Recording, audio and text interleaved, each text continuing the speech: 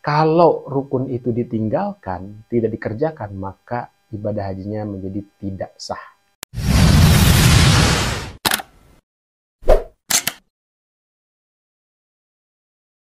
Bismillahirrahmanirrahim. Assalamualaikum warahmatullahi wabarakatuh. Alhamdulillah, wassalatu wassalamu ala rasulillah wa ala alihi wa sahbihi wa mawala amma ba'd. Sahabat yang dimuliakan Allah Subhanahu wa taala, selamat datang kembali di channel Mursyid Haitami. Saya doakan mudah-mudahan sehat selalu, panjang umur, murah rezeki, dan dimudahkan dalam segala urusan. Juga diberikan kesempatan oleh Allah untuk bisa melaksanakan ibadah haji dan umroh. Amin ya Allah ya rabbal alamin. Sobat Pai, hari ini saya akan coba bikin video lebih panjang tentang rukun haji. Beberapa hari yang lalu saya sudah bikin video pendek ya, atau video short tentang rukun haji. Saya bilang situ ada 5 rukun haji ya. Ada beberapa ulama mengatakan ada 6 rukun haji ditambah dengan yang keenam itu tertib ya, sama seperti rukun umroh. Di akhirnya ada penambahan yaitu tertib ya. Nah, rukun haji itu kalau dengan tertib itu ada 6.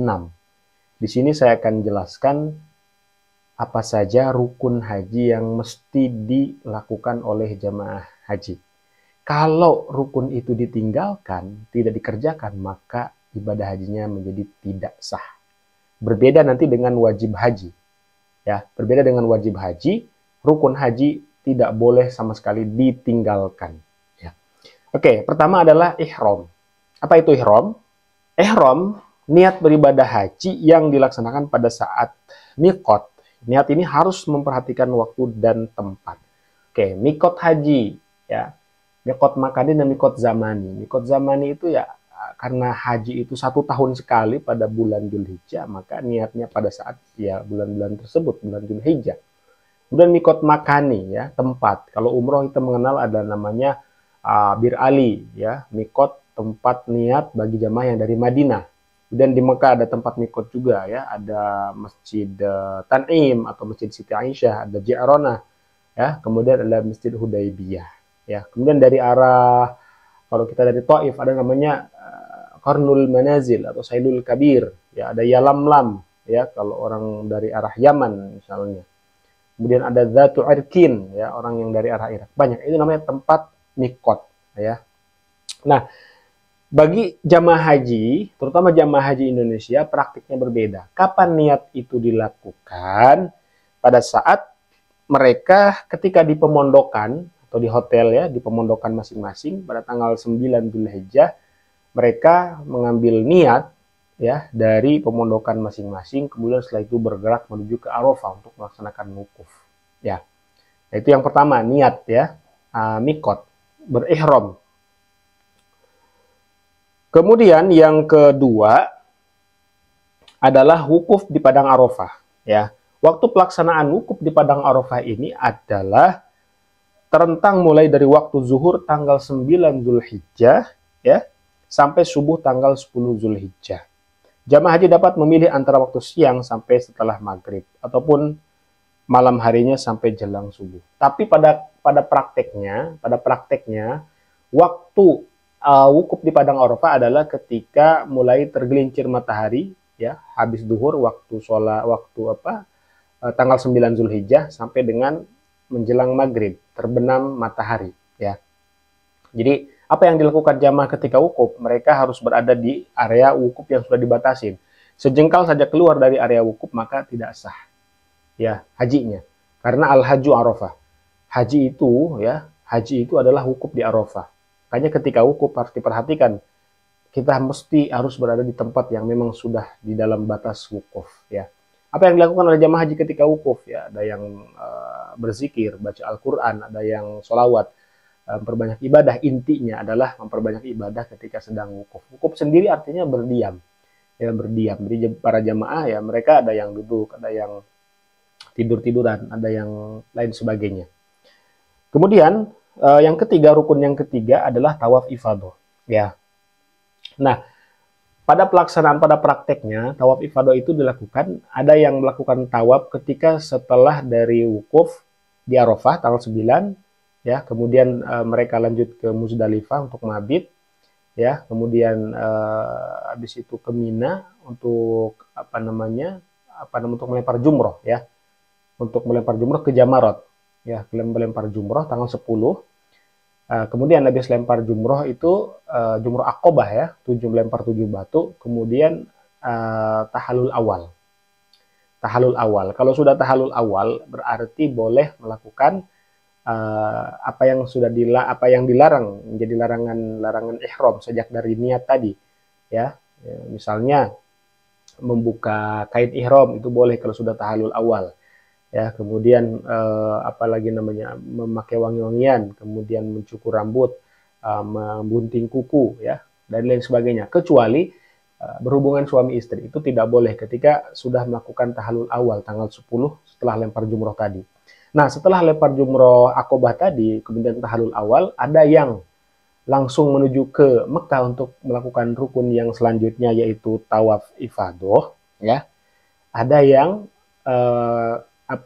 melanjutkan mabit di Mina. Ya, jadi sampai misalnya hari tanggal 11, 12, 13 ya.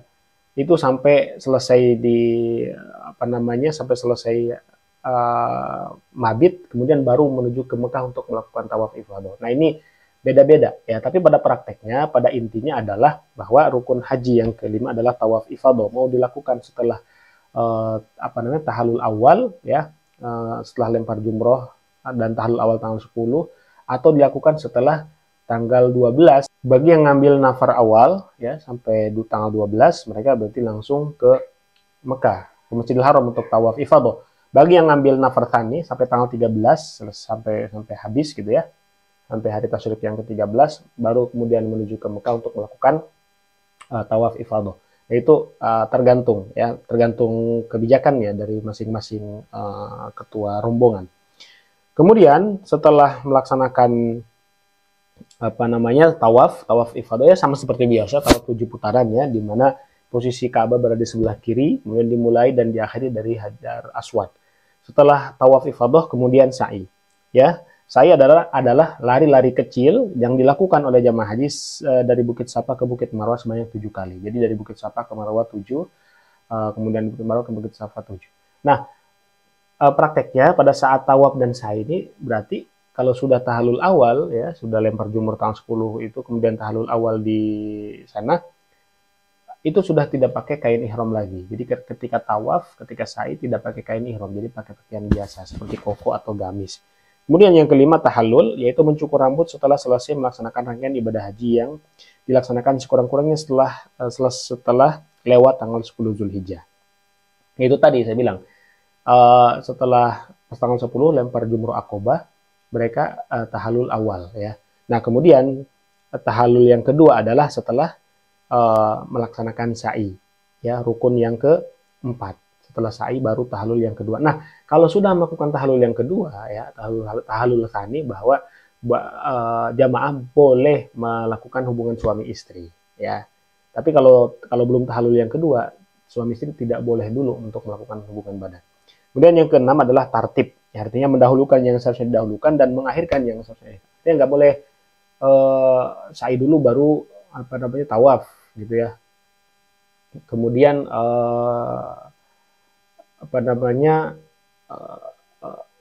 tawaf dulu baru niat, itu nggak boleh ya, jadi harus berurutan. Itu mungkin 6 rukun haji yang perlu kita pahami Bapak Ibu sekalian, dan penting dicatat bahwa rukun haji dengan wajib haji berbeda. Kemarin ada yang komentar di kolom video saya bahas tentang rukun haji yang video pendek, kemudian dia bilang mana lempar jumrohnya gitu. Nah, lempar jumroh itu bukan dari bagian rukun haji, tetapi dia adalah wajib haji ya, seperti mabit di Mina, mabit di Musdalifah, lempar jumroh ya, itu termasuk dari bagian wajib haji ya, bagian dari wajib haji.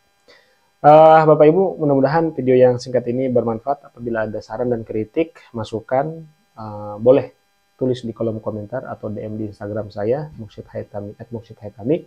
Mudah-mudahan bermanfaat, dan mohon maaf apabila ada kata-kata yang kurang berkenan atau pembahasan yang kurang berkenan ya.